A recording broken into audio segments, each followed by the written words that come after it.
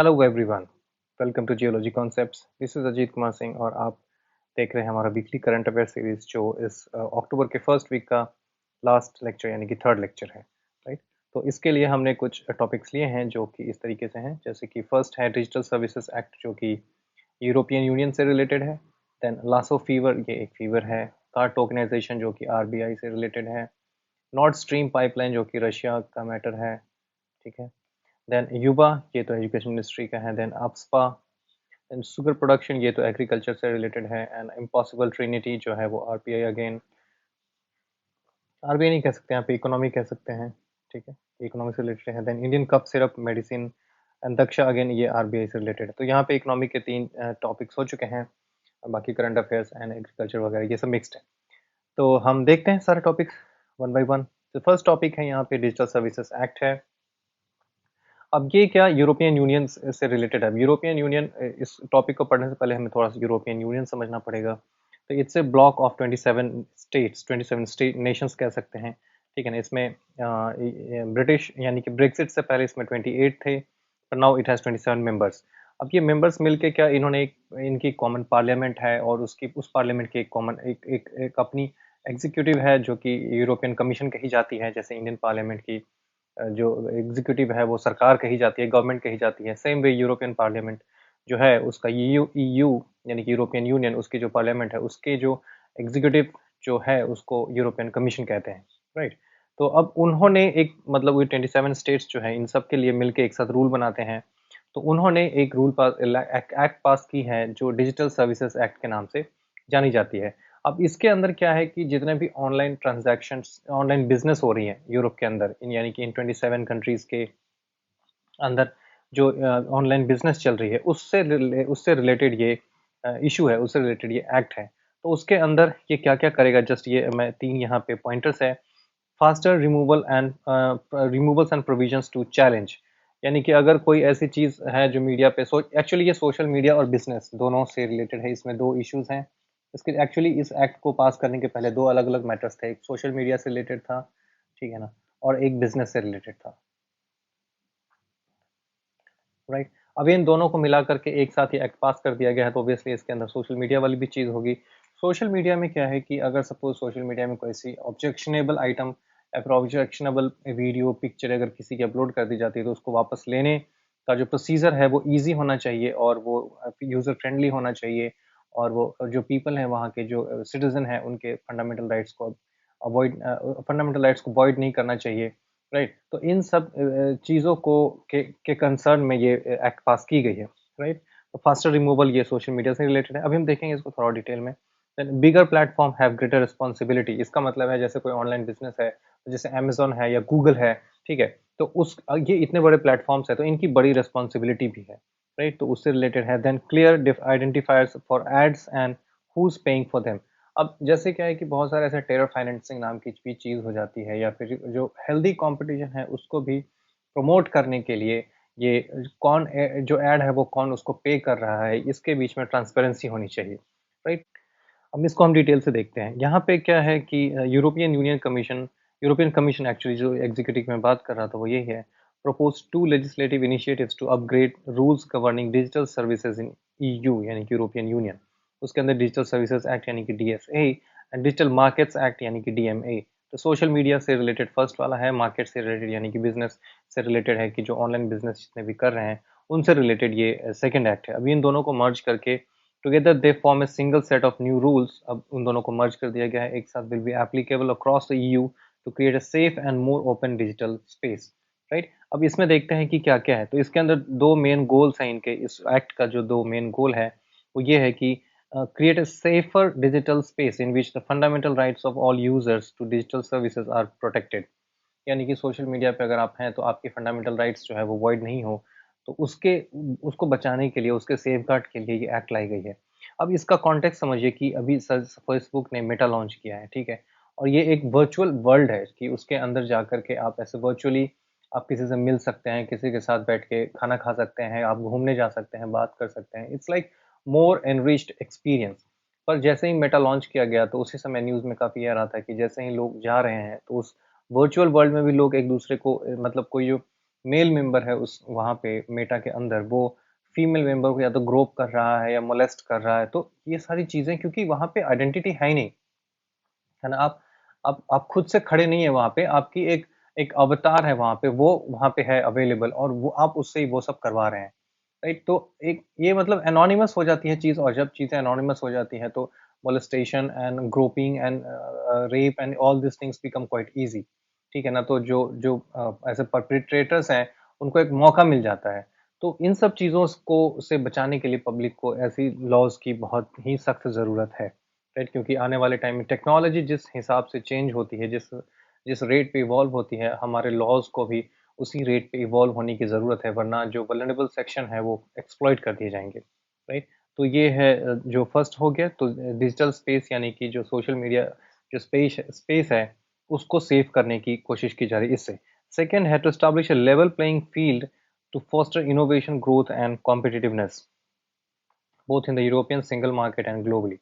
तो इसके अंदर क्या है कि सपोज जैसे गूगल है, अब गूगल इतना, Google is such A giant company है ना, तो उसको कोई ऐसे कंपटीशन नहीं दे सकता। तो इस चीज को रोकने के लिए कि एक किसी कंपनी की मोनोपोली ना हो जाए, उसको उस मोनोपोली को ब्रीच करने के लिए ऐसे लॉज लाए जाते हैं, ताकि जो छोटे इनोवेशंस हैं उसको भी प्रमोट किया जा सके, राइट? तो बेसिकली यही चीज है। अब ये क्यों इंपॉर्टेंट है? क्योंकि यूरोपियन यूनियन अपने आप में एक बहुत ही इंपॉर्टेंट बॉडी है, और वो अगर कोई इतनी इंपॉर्टेंट लेजिस्लेशन या एक्ट पास करती है, तो उसके बारे में हमें पता होना इज़ वेरी इंपॉर्टेंट। तो इसलिए यहाँ पे ये लिया गया है, राइट? अब नेक्स्ट है कि लासा फीवर क्या है, ठीक है ना? तो सबसे पहले हम देख लेते हैं कि यहाँ पे अगर एक चूहा है, तो ऑब्वियसली ये लासा फीवर जो है वो चूहे की वजह से फैलता है।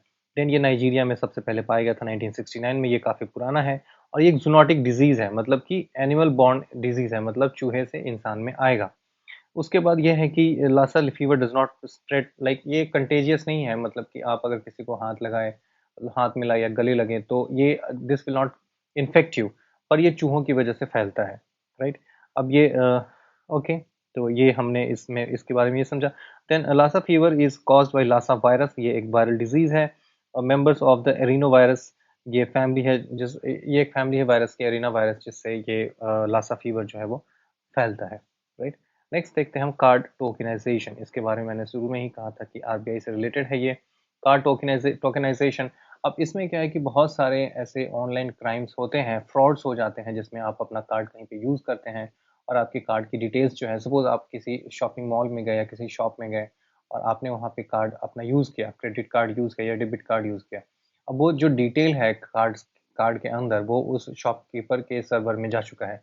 अब वो शॉपकीपर जो है वो उस डेटा को बेच सकता है किसी के भी हाथ, ठीक है? अब जिस इंसान के पास वो डेटा गया है, या फिर अगर नहीं भी बेचे, तो उसका सर्वर अगर सिक्योर नहीं है, तो कोई भी जो हैकर है उस वहाँ से उस डेटा को चुरा सकता है। और फिर जो आपके कार्ड में जो डिटेल्स है, वो आपके अगेंस्ट वो साइबर क्राइम करने में के लिए वो काफ़ी ईज़ी हो जाता है हैकर्स, या फिर जो क्रिमिनल्स हैं साइबर क्राइम करते हैं उनके लिए। उस चीज़ को रोकने के लिए, या फिर बहुत सारे ऐसे केसेस आते हैं, जिसमें एक मूवी भी आई है जिसमें जमतारा नाम की शायद एक मूवी है, जिसके अंदर वो कार्ड से कैसे वो लोगों को बहला के ओटीपी लेकर के वो उनका पैसा उड़ा देते थे।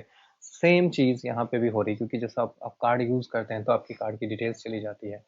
पर जब कार्ड टोकनाइज़्ड हो जाएगा, मतलब आपकी कार्ड की डिटेल नहीं जाएगी किसी के पास, उसके उससे रिलेटेड एक टोकन जाएगा, राइट?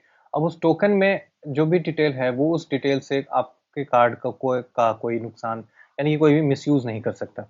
उसको देखते हैं कैसे करेंगे। तो ये अक्टूबर 2022 ऑनवर्ड्स ये यूज़ में हो जाएगा, और ये मैंडेटरी है, मतलब सबको फॉलो करना है। क्रेडिट एंड डेबिट कार्ड हर जगह पे ये अप्लाई हो जाएगा। आरबीआई ने ये रेगुलेशन निकाला है, ठीक है ना? अब ये देखते हैं करता क्या है। तो सॉरी, हम देखते हैं पहले ये काम कैसे करता है। तो इसमें क्या है, जैसे सपोज आप एक कस्टमर हैं, और ये एक शॉप में आप गए हैं, आपने अपने कार्ड को यूज़ करने के लिए दिया है वहाँ पे। तो जैसे मर्चेंट उस कार्ड को वहाँ पे स्वाइप करेगा, या फिर क्रेडिट कार्ड चिप कार्ड है तो वो उसको इंसर्ट करेगा। फिर ये यहाँ से एक रिक्वेस्ट भेजेगा एक्वायरर को, कि हमारे को टोकन चाहिए, टोकन की रिक्वेस्ट भेजेगा। फिर इस टोकन की रिक्वेस्ट के लिए ये नेटवर्क में जाएगा, जो कार्ड नेटवर्क है। फिर कार्ड नेटवर्क से एक टोकन वॉल्ट है, वहाँ पे जाएगा, और यहाँ पे टोकन जनरेट होगा, राइट? ये टोकन जनरेट होकर के वापस आएगा नेटवर्क के पास, फिर वो यही नेटवर्क से बैंक भी जुड़ा हुआ है, तो बैंक के पास भी जाएगा, राइट? और बैंक से फिर वो ऐसे लौट के आएगा, और फिर ये आएगा मर्चेंट के पास, और ये टोकन अब इसके पास होगा। नाउ जो मर्चेंट के पास जो डिटेल्स हैं वो टोकन के फॉर्म में होंगे, उसके पास कोई भी और डिटेल अवेलेबल नहीं होगा। तो आपका कार्ड जो है वो सेफ हो जाएगा, आपका ऑनलाइन ट्रांज़ैक्शन जो है वो काफ़ी सेफ हो जाएगा। तो ये एक बहुत ही कमेंडेबल स्टेप है आरबीआई के द्वारा। तो हम समझते हैं कि आने वाले टाइम में कार्ड जो जो ऑनलाइन ट्रांज़ैक्शन फ्रॉड्स होते हैं वो थोड़े कम हो सकते हैं, राइट? इसकी जो सिग्निफिकेंस है वो क्या है? उसके बाद एक और चीज़ इम्पोर्टेंट है यहाँ की, कस्टमर नीड नॉट पे any charges for availing this facility. तो ये एग्ज़ाम में ऐसा हो सकता है कि आपके ऑप्शन में हो कि इसके लिए कुछ अब जो कस्टमर्स हैं उनको कुछ चार्ज पे करना पड़ सकता है, बट दैट्स नॉट ट्रू। आपको कोई चार्ज पे करने की ज़रूरत नहीं है, राइट? अब हम देखते हैं इसके सिग्निफिकेंस क्या है। ऑब्वियसली सिक्योरिटी बढ़ जाएगी, क्योंकि जब जब टोकनाइज़्ड हो जाएगा तो कोई भी डिटेल लीक होने की कोई चांसेस नहीं होंगी। तो अगर ये फुल प्रूफ सिस्टम है तो ऑब्वियसली इस कार्ड की डिटेल जो है वो लीक नहीं होगी, तो इससे सिक्योरिटी बढ़ेगी। उसके बाद enhance users digital payment services. Obviously जब हम डिजिटली हम सारा पेमेंट तो आजकल जब मैं जाता हूँ कभी शॉपिंग के लिए तो I never carry a wallet, क्योंकि हर जगह या तो पेटीएम एक्सेप्टेबल है या कार्ड एक्सेप्टेबल है। तो आप कहीं भी जाइए, कैश लेके जाने की ज़रूरत नहीं है। तो आने वाले टाइम में आप समझ सकते हैं कि कैश की तो ज़रूरत ही खत्म हो जाएगी, क्योंकि आप कहीं भी जाइए आपका काम ऑनलाइन हो जाएगा। तो इस केस में जो डिजिटल जो सिस्टम है, पेमेंट सिस्टम है, वो काफ़ी सिक्योर होने की ज़रूरत है, अदरवाइज़ हमारा सारा पैसा गायब हो सकता है। ओके, सो जो नेक्स्ट टॉपिक है वो है नॉर्थ स्ट्रीम पाइपलाइन। अब ये नॉर्थ स्ट्रीम पाइपलाइन क्या है कि ये रशिया से यूरोप को, see Russia is the biggest producer of natural gas, ठीक है ना? और यूरोप को नेचुरल गैस चाहिए, क्योंकि उनको जब यूरोप, आप समझ रहे हैं कि वो कितनी ठंड जगह है, वहाँ पे कितनी ठंडी पड़ती है। तो लोग वहाँ पे जम जाएँगे, क्योंकि उनको घरों को गर्म करना पड़ता है, तो उसके लिए चाहिए उनको नेचुरल गैस। नेचुरल गैस कहाँ से आएगा? रशिया से आता है, क्योंकि Russia is the biggest producer. अब रशिया प्रोड्यूस करता है और नेचुरल गैस जो है वो प्रोवाइड करेगा, एक्सपोर्ट करेगा वो यूरोप को। यूरोप के अंदर वो आता है जर्मनी के पास, क्योंकि जर्मनी जो है वो सबसे बड़ा कंज्यूमर है रशिया का नेचुरल गैस का। अब ये जो है ये बाल्टिक सी के थ्रू, जो एक पाइपलाइन के थ्रू आता है, ये अंडर वाटर पाइपलाइन है, अंडर सी पाइपलाइन है, ठीक है ना? इस बाल्टिक सी के अंदर। और ये 2 पाइपलाइन्स हैं, राइट? ये नॉर्थ स्ट्रीम 1 है, ये नॉर्थ स्ट्रीम 2 है। ऊपर वाला यानी कि जो वाइबॉर्ग है वो नॉर्थ स्ट्रीम 1 है, और ये नीचे वाला जो लोगा है वो नॉर्थ स्ट्रीम 2 है। तो इसके थ्रू दोनों यहाँ पे ऐसे जर्मनी को पहुँचते हैं, राइट? अब ये रशिया जो है अपना नेचुरल गैस जो है जर्मनी को एक्सपोर्ट करता है। लेकिन जब से जो रशिया यूक्रेन वॉर स्टार्ट हुआ है, रशिया ने जो ऑयल की जो गैस की सप्लाई है वो कम कर दी है यूरोप को, ठीक है? और आप देखिए कि यूरोप जो है एक तरीके से रशिया के अगेंस्ट है, पर वो रशिया को बायकॉट सैंक्शन नहीं कर रहे हैं कि आप गैस ना बेचें, ठीक है ना? तो कैसे करेंगे? क्योंकि अगर सैंक्शन कर दिया तो पूरा यूरोप ही जम जाएगा इस ठंड में, अगर रशिया ने गैस सप्लाई बंद कर दिया तो, राइट? तो रशिया ने एकदम ऐसे उनकी वो कहते हैं दुखती नब्ज़ पकड़ रखी है कि अब जैसे यूरोप वाले कुछ भी सैंक्शन, यूरोपियन यूनियन कुछ सैंक्शन लगाने की बात करेंगे, वो उस नब्ज़ को दबा देगा, यानी कि वो गैस पाइपलाइन से जो सप्लाई है गैस का वो बंद कर देगा। और अगर बंद कर देगा तो एक तो है कि अगर इसको गैस बाहर से कहीं मिल भी जाए, सपोज़ यूएस अगर सप्लाई कर देता है, तो उसकी कॉस्ट बहुत ही ज़्यादा बढ़ जाएगी। तो लिविंग कॉस्ट जो है वो यूरोप में वो कई गुना बढ़ सकती है, राइट? तो ये है नॉर्थ स्ट्रीम पाइपलाइन जो है वो, उसके बारे में कुछ डिटेल्स हैं। अब हम देखते हैं और फर्दर इसमें क्या है।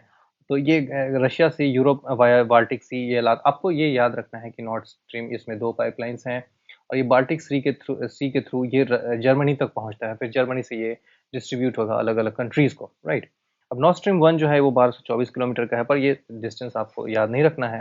बस ये याद रखना है कि बाल्टिक सी के थ्रू होके ये जाता है, और ये 2 है, और ये रशिया से जर्मनी तक पहुँचता है, राइट?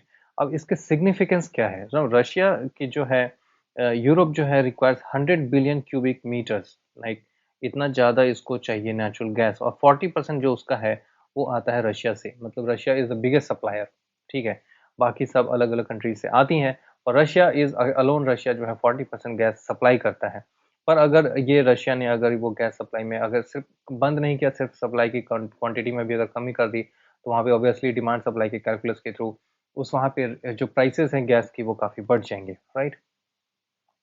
उसके बाद अभी ये एक्चुअली हुआ क्या था, सीन ये था कि उस गैस पाइपलाइन को अटैक करके किसी ने डैमेज कर दिया था। तो ये माना जा रहा है कि it's not an official source, पर ऐसा लोग बोल रहे हैं कि ये यूएस का किया गया था कि यूएस अपना गैस हाई प्राइस पे यूरोप को बेच सके। पर ये सब उड़ती-उड़ती बातें हैं, ये ऐसे चलता रहता है, पर उस पे हम नहीं जाएँगे। बट है कि वो गैस पाइपलाइन जो उसको डैमेज कर दिया गया था, राइट? अब Russia is the largest producer of largest natural gas reserve जो है रशिया का है, यूरो सॉरी गैस रिज़र्व है रशिया के पास। and 40% comes from sales of gas and oil. Russia, which has the largest natural gas reserve in the world, 40% of इस 40% जो Russia का budget है वो आता है गैस के सेल से, राइट, नेचुरल गैस के एंड ऑयल के सेल से. North stream 2 is important because it eliminates the risk related with sending gas through transit countries. अब ट्रांजिट कंट्रीज वो क्या है वो मैं जस्ट समझाता हूँ कि एक्चुअली क्या है. जब ये सपोज रशिया ने यहाँ से गैस ऐसे भेजा है, राइट, तो अगर ये यहाँ से नहीं भेजेगा तो और कहीं दूसरे रास्ते से भेज सकता है. तो दूसरे रास्ते से भेजेगा तो ऐसे ट्रेड रूट्स में कुछ सैंक्शंस होती हैं जिसको कहते हैं ट्रांजिट लाइंस, जो कि यहाँ पे है ट्रांजिट कंट्रीज होती हैं जिसके अराउंड आप बिजनेस नहीं कर सकते. वो क्या है, जैसे restricted territories means Cuba, Sudan, Iran, north Korea, Syria, territory of Crimea, सेवास्टोपोल and other countries जहाँ पे सब्जेक्ट टू सैंक्शन. मतलब सैंक्शन लगा हुआ, कौन लगाता है सैंक्शन? यूरोपियन यूनियन लगा सकता है, यूएस लगा सकता है, यूनाइटेड नेशन लगा सकता है, यूके लगा सकता है. तो ये सारी कंट्रीज ने जिस कंट्रीज के ऊपर सैंक्शन लगाया है, जैसे ईरान हो गया, जैसे नॉर्थ कोरिया हो गया, ठीक है, इनके ऊपर अगर सैंक्शन लगा रखा है और वहां से उस कंट्री के अराउंड अगर आप कोई बिजनेस रूट फॉलो करते हैं तो फिर आपके ऊपर भी सैंक्शन लग सकता है. तो इजीएस्ट रूट जो है वो नॉर्थ स्ट्रीम पाइपलाइन का ही है, यानी कि थ्रू बाल्टिक सी है. लेकिन अगर वो पाइपलाइन जो अगर डैमेज हो जाता है तो यूरोप के लिए काफ़ी, और रशिया के लिए भी, क्योंकि रशिया को फिर सप्लाई चाहिए. क्योंकि आप अगर आपने न्यूज़ फॉलो किया है तो आपको पता होगा कि जैसे ही यूक्रेन पे रशिया ने अटैक किया तो स्विफ्ट एक सिस्टम होती है बैंकिंग सिस्टम के अंदर, स्विफ्ट, ठीक है ना. इस ये और international banking, international money transfer के लिए ये एक स्विफ्ट जैसी सिस्टम है वो फैसिलिटेट करती है international transaction of money one bank से दूसरे बैंक में, यानी एक कंट्री के बैंक से दूसरे कंट्री के बैंक में, राइट. तो स्विफ्ट से रशिया को बाहर कर दिया गया था, राइट. क्यों? तो यहाँ पे क्या है कि रशिया को अगर ऑयल बेचने को नहीं मिला या फिर गैस के कंज्यूमर्स नहीं मिले तो फिर रशिया का बजट भी हिल जाएगा और फिर इस तरीके से रशिया भी परेशान हो सकता है. आते हैं हम नेक्स्ट टॉपिक विच इज़ युवा 2.0. तो ये मिनिस्ट्री ऑफ एजुकेशन का एक इनिशिएटिव है जिसके अंदर ऑथर्स, इंडियन ऑथर्स को प्रमोट करने की बात की.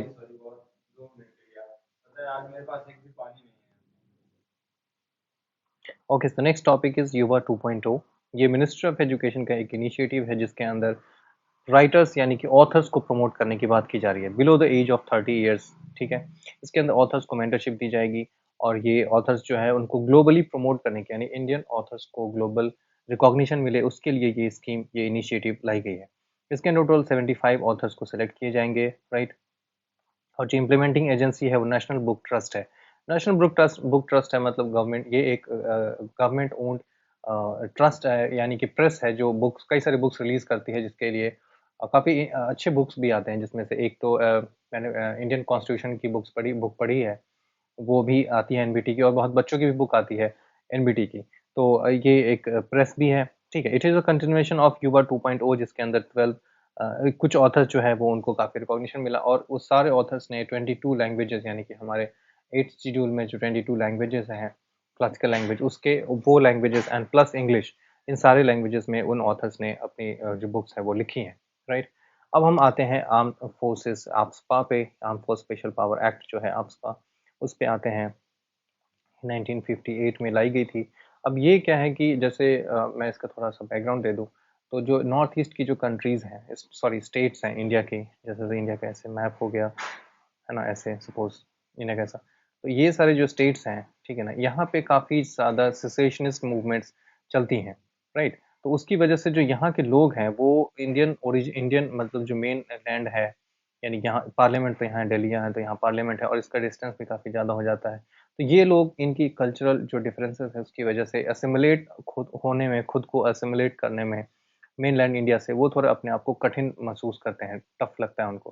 प्लस असम के लोग भी जब दिल्ली में आते हैं तो कभी कभी हमें ऐसे इथनिक स्लर्स हमें देखने को मिलते हैं. उनको लोग ऐसे पता नहीं क्या बहुत अलग अलग नाम है, जैसे कुछ चिंकी और कुछ ऐसे को बोल के उनको बुलाते हैं और कभी कभी लोग उनके ऊपर पानी डाल देते हैं. मतलब बहुत ही गलत व्यवहार किया जाता है उनके ऊपर. तो ऐसे क्या है सॉरी, वो न्यूज़ जब इस स्टेट में जाएगा, यानी कि जब असम के जो वहाँ के लोग हैं उनको पता चलेगा कि मेरे बच्चे जाते हैं दिल्ली में पढ़ने के लिए, उनको अगर ऐसे गलत ट्रीटमेंट मिले, जैसे वैसे अभी ये न्यूज़ तो काफ़ी टाइम से ये ऐसे न्यूज़ हमें सुनने को नहीं मिलता है, पर अगर ऐसा होता है तो वो लोग जो नॉर्थ ईस्ट में रहते हैं उनको बहुत ही बुरा लगेगा, राइट. और फिर वो सेसेशनिस्ट मूवमेंट जो जो लोग वहाँ पे हैं ऑलरेडी जो गन लेके घूम रहे हैं और वो चाहते हैं कि हम इंडिया से अलग हो जाएं, जैसे उसमें चाइना का बहुत बड़ा रोल है, चाइना सपोर्ट करता है, आर्म्स प्रोवाइड करता है, तो ये एक आग में घी का काम करेगा। तो इसके लिए वहाँ पे रीस्टोर करने के लिए, पीस रीस्टोर करने के लिए arm forces special power act जो एक्ट है वो स्पेशल पावर्स देती है। जो हमारी पैरामिलिट्री फोर्सेस वहाँ पे डिप्लॉय की जाती है उसको स्पेशल पावर देती है। स्पेशल पावर क्या होती है? वो होती है कि उनको एक्स्ट्राऑर्डिनरी पावर्स दी जाती है और इम्यूनिटी दी जाती है। इसके अंदर और भी कई सारी चीज़ें हैं, जैसे बिना वारंट के आप किसी को अरेस्ट कर सकते हैं, उससे क्वेश्चन आंसर कर सकते हैं। और इसमें बहुत सारे ऐसे केसेस भी आए हैं, ऐसे बहुत सारे सोशल वर्कर्स हैं या फिर एनजीओज हैं या फिर ह्यूमन राइट एक्टिविस्ट हैं जिन्होंने ये कहा है कि आर्मी जो है वो रेप कर देती है लोगों की, वहाँ की लड़कियों की, और जो मतलब अनरेगुलेटेड ऐसे अनअकाउंटेड लोगों की डेथ हो जाती है। तो उसकी वजह से काफ़ी मूवमेंट, ये जो चीज़ है वो काफ़ी ऐसे न्यूज़ में रहती है, राइट। तो अभी हम देखते हैं कि ये जो सीन ऐसे न्यूज़ में क्यों है, ठीक है? क्योंकि ये जो arm forces special power act है वो 6 मंथ्स के लिए एक्सटेंड कर दी गई है 4 स्टेट्स में, राइट। ठीक है, अभी जो रिसेंट डेवलपमेंट है वो ये है कि ये 4 स्टेट्स यानी कि असम, मणिपुर, नागालैंड एंड अरुणाचल प्रदेश, इन चारों स्टेट्स में ये फर्दर 6 मंथ्स के लिए एक्सटेंड कर दी गई है। अब हम समझते हैं कि आपस्पा है क्या। अब आपस्पा एक्चुअली जो हमारे पास सपोज ये इंडिया का ऐसे ये मैप है, कुछ इंडिया ऐसे, मैं थोड़ा ठीक से नहीं बना पाया, वैसे मान लीजिए आप इंडिया का मैप है ये, राइट। यहाँ पे ये नॉर्थ ईस्टर्न स्टेट्स हैं हमारे, ठीक है। यहाँ पे असम, अरुणाचल प्रदेश, नागालैंड, मणिपुर, मिजोरम, त्रिपुरा, मेघालय, राइट। इस तरीके से ये हमारे स्टेट्स हैं, राइट। अब ये सारे जो स्टेट्स हैं इनका कल्चर मेनलैंड इंडिया के कल्चर से काफ़ी अलग है, राइट। तो इसकी वजह से इन सारे स्टेट्स में जो ईस्टर्न स्टेट्स हैं, उस नॉर्थ ईस्टर्न स्टेट्स है, उनके अंदर सेसेशनिस्ट मूवमेंट चलती रहती है, यानी कि वो सारे स्टेट्स क्या इंडिया से अलग होने की तमन्ना रखते हैं, यानी चाहत रखते हैं कि वो इंडिया से अलग हो जाए और दूसरे जो कंट्रीज हैं या तो उसके साथ मिल जाए या फिर अपनी एक, जैसे यहाँ पे बगल में म्यांमार है, तो या तो म्यांमार में मिल जाए या फिर म्यांमार के जो लोग हैं वो भी इन्हीं के जैसे लोग हैं, यानी सेम ट्राइब है, तो ये यहाँ पे अलग कंट्री बनाना चाहते हैं, खुद का अपना एक स्टेट बनाना चाहते हैं, राइट। अब इसके यहाँ पे ऊपर है चाइना। तो चाइना का इसमें काफ़ी बड़ा रोल है, क्योंकि अगर यहाँ पे डिस्टर्बेंस चल रही है तो इंडिया के लिए वो नुकसान है और चाइना के लिए वो बेनिफिट की चीज़ है, क्योंकि यहाँ से फिर ये म्यांमार के लिए चाइना को एक डायरेक्ट रूट मिल जाएगा। अगर ये यहाँ पे सॉरी इस स्टेट्स में, इन जो स्टेट्स जो इन एसोसिएशनिस्ट मूवमेंट चल रही है, अगर वहाँ पे वो इंडिपेंडेंस मिल जाती है उनको, तो वो चाइना अपनी जो फेवरेबल गवर्नमेंट है वो वहाँ पे बनाएगी और फिर वहाँ से चाइना को सीधे यहाँ पे म्यांमार और through this Indonesia and other countries जो है उसमें चाइना को ट्रेड रूट मिल जाएगा, राइट। तो इस यहाँ पे चाइना का इंटरेस्ट है और इसीलिए इंडिया इसको, अगर चाइना के, हमारे इंडिया के इतने नज़दीक अगर चाइना पहुँच जाए तो इंडिया के लिए और भी मुश्किल हो जाएगी। इसलिए इंडिया यहाँ पे बिल्कुल चाहते हैं कि शांति रहे और उस शांति को मेंटेन करने के लिए, पीस मेंटेन करने के लिए, पीस रिस्टोर करने के लिए arm force special power act लगाई जाती है। अब इसमें अंदर, इसके अंदर क्या है कि जो वहाँ पे जो पैरामिलिट्री फोर्सेस डिप्लॉयड होती हैं उसको कुछ स्पेशल पावर्स दिए जाते हैं। उसके अंदर क्या है कि एक्स्ट्रॉर्डनरी पावर्स दिए जाते हैं उसमें, और इम्यूनिटी भी दी जाती है आर्म फोर्सेस जो वहाँ पे पर्सनल है उनको। उसके अंदर क्या है कि आर्म फोर्सेस जो वो किसी को भी उठा के इंटरोगेट कर सकते हैं, किसी को अरेस्ट कर सकते हैं विदाउट एनी वारंट। तो ये सारी स्पेशल पावर्स जो है वो उनको होती है। प्लस उनके ऊपर उनको इम्यूनिटी भी होती है उन पर्सनल के ऊपर, कि उनको उनको इतनी आसान, उनको फ्रीडम होती है to work, to do their work, ठीक है। तो ये सारी चीज़ें हैं arm force special power act के अंदर। अब ये है क्या, वो हम देखते हैं सबसे पहले थोड़ा और। ये मिनिस्ट्री ऑफ होम अफेयर्स के अंदर आती है आर्म फोर्सेस, यानी पैरामिलिट्री फोर्सेस। आप समझिए कि जो बाउंड्री है, तो बाउंड्री के चारों तरफ जो बाहर की जो एनिमी है हमारी, उससे डील करने के लिए हमारे पास डिफेंस मिनिस्ट्री है, राइट। उसको डिफेंस मिनिस्ट्री के अंदर आती है। पर इनसाइड जहाँ भी सपोज यहाँ पे छत्तीसगढ़ और अरुणाचल प्रदेश और उड़ीसा, ये एरिया है जहाँ पे नक्सली एक्टिविटी है, ठीक है। तो इस एरिया को कंट्रोल करने के लिए हमारे पास होम मिनिस्ट्री, ये सारी एरिया आती है होम मिनिस्ट्री के अंदर। पुलिस भी आती है होम मिनिस्ट्री के अंदर, ठीक है ना। तो यानी कि सेंट्रल, मतलब जो पैरामिलिट्री फोर्सेस है वो आती है होम मिनिस्ट्री के अंदर। पुलिस तो ऑब्वियसली स्टेट के अंदर है, दिल्ली पुलिस के एक्सेप्ट, तो दिल्ली पुलिस होम मिनिस्ट्री के अंदर है।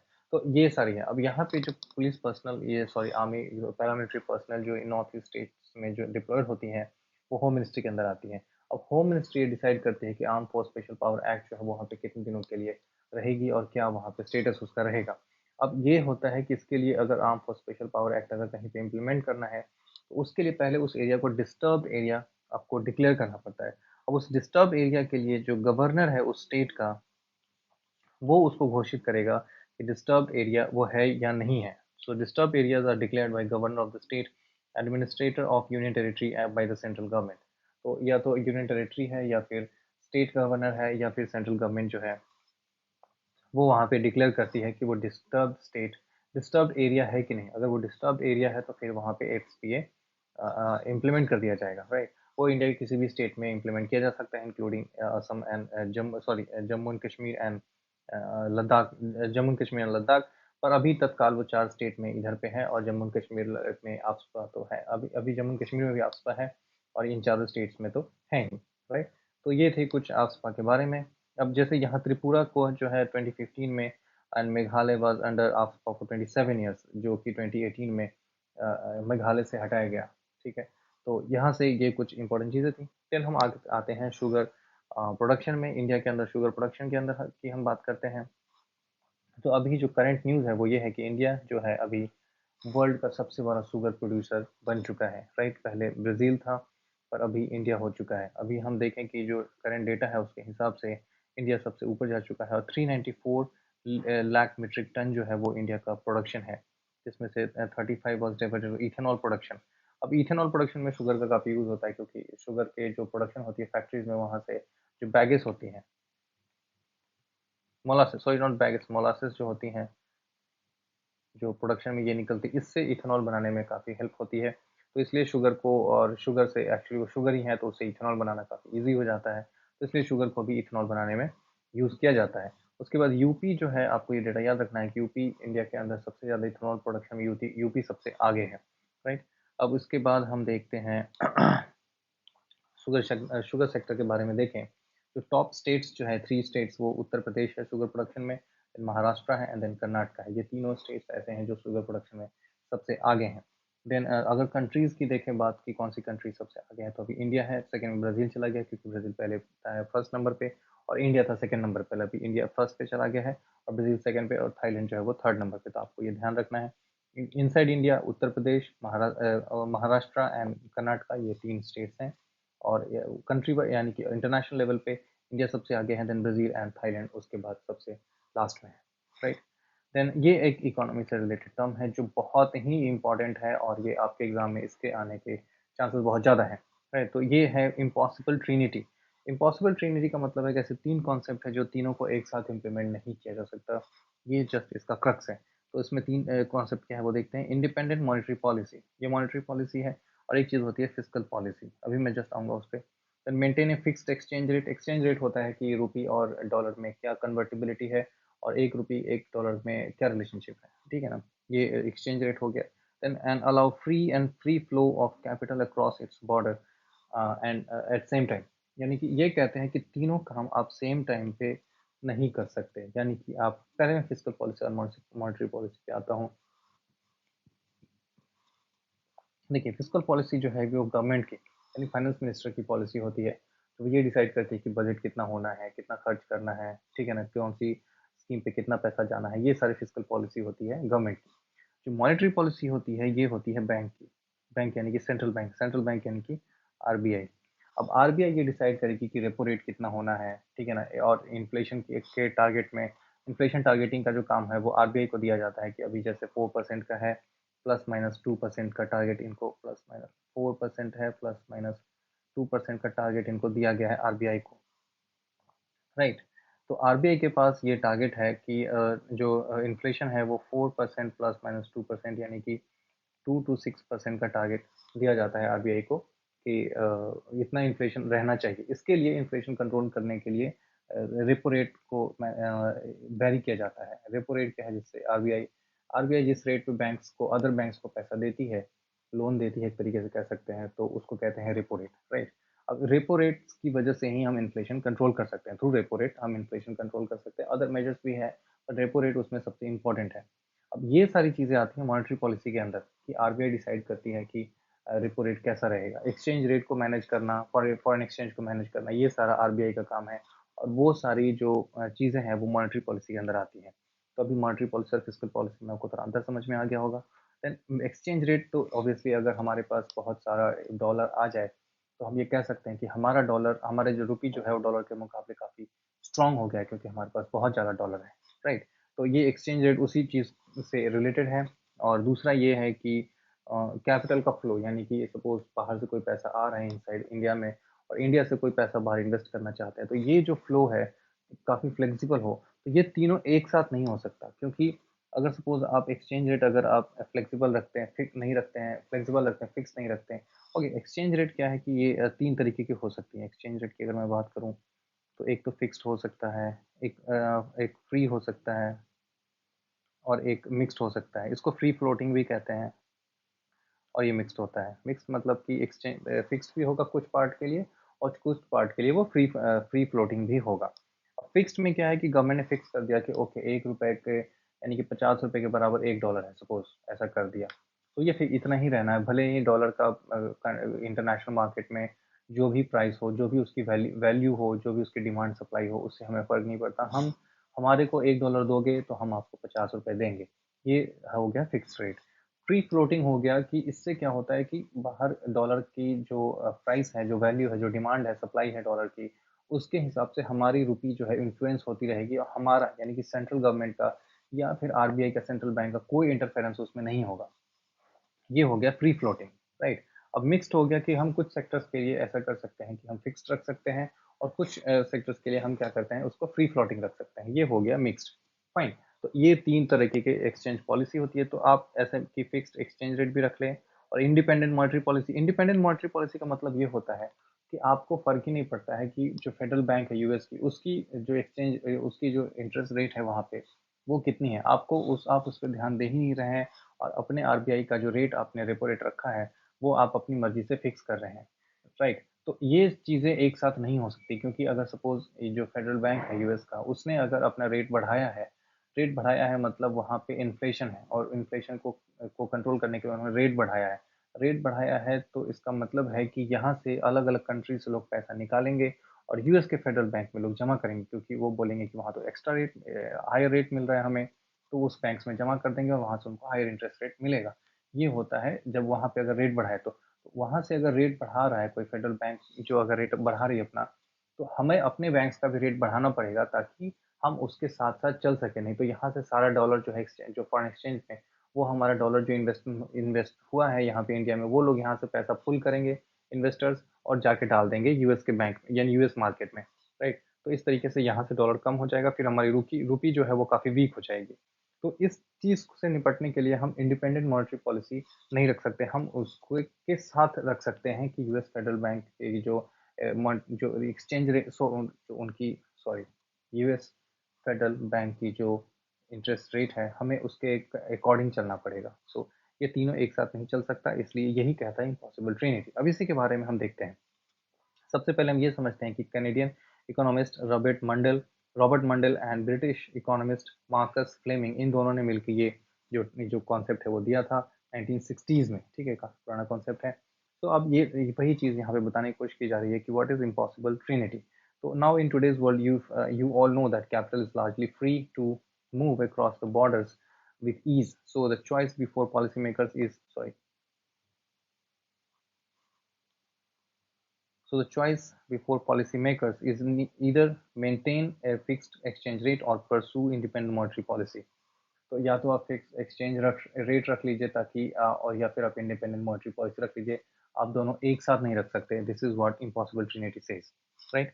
तो आपको ये समझना है बस इतना ही। और ये कैसे काम करता है ये ऑब्वियसली इस एग्जाम के लिए इम्पॉर्टेंट नहीं है, पर आपको जस्ट इतना समझना है कि इम्पॉसिबल ट्रिनिटी के अंदर ये तीन चीज़ें हैं कि आप fix exchange rate, independent monetary policy और free flow of capital across the border, आप तीनों एक साथ परसू नहीं कर सकते एज ए कंट्री और एज एन इकोनॉमिस्ट। आप ये तीनों एक साथ नहीं परसू कर सकते, राइट। ये होती है ये इम्पॉसिबल ट्रिनिटी है। देन हम इंडियन कप सिरप पे आएंगे कि अभी गाम्बिया में कुछ बच्चों की वहाँ पे मौत हो गई है। 66 चिल्ड्रन डाइड, क्योंकि जो कप सिरप है इंडियन, वो उसमें कुछ गड़बड़ी आ गई थी। एक तो आपको ध्यान रखना है कि ये गाम्बिया देश है जहाँ के 66 बच्चों की डेथ हो गई थी।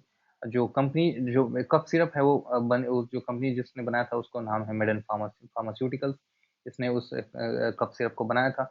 कप सिरप का नाम यहाँ पे दिया नहीं गया है, राइट। तो ये वर्ल्ड हेल्थ ऑर्गेनाइजेशन ने इसको हमारे यानी कि हमारे को अलर्ट किया था इस कप सिरप के अगेंस्ट कि ये कप सिरप जो है वो ऐसे इज डेंजरस फॉर चिल्ड्रन। ठीक है। अब हम आते हैं दक्ष पे। दक्ष क्या है? एक आरबीआई का एक पोर्टल है, वेब बेस्ड पोर्टल है, right? End to end work flow application, यानी कि ये क्या करेगा, जैसे बैंक्स हैं या फिर एनएफ ये एनबीएफसीज हैं, तो इनको एनबीसीज हैं, नॉन बैंकिंग कॉर्पोरेशन हैं या बैंक्स हैं, तो इनको नॉन बैंकिंग कंपनीज है एक्चुअली, नॉन बैंकिंग कंपनीज है, बैंक्स है, फिर सुपरवाइज्ड एंटिटीज हैं, तो इनको कंट्रोल करने के लिए, सुपरवाइज करने के लिए इन्होंने वेब बेस्ड पोर्टल बनाया है, जिसको जिसको दक्ष कहते हैं, राइट? ये आरबीआई ने बनाया है। आपको ध्यान रखना है कि आरबीआई दक्ष, और इसका पर्पस क्या है, right? Daksh means efficient and competent, ये जस्ट उसका मतलब की बात हो रही है। तो ये सारा है दक्ष के बारे में, जो कि आरबीआई का एक वेब पोर्टल है। आरबीआई से रिलेटेड अगर कोई भी न्यूज़ आती है तो आपको उसको ध्यान में रखना है, क्योंकि RBI is very important for, अगर इकोनॉमी की बात हम करें तो ये था हमारा थर्ड वीडियो, और इस तरीके से हमारा फर्स्ट जो वीक है अक्टूबर का, उसका करंट अफेयर यहाँ पे हम कवर कर चुके हैं। आई होप कि ये आपके लिए हेल्पफुल हो रहा है। Thank you, see you in the next week's video, जो कि थोड़े टाइम में अभी रिलीज होगा। Thank you, see you.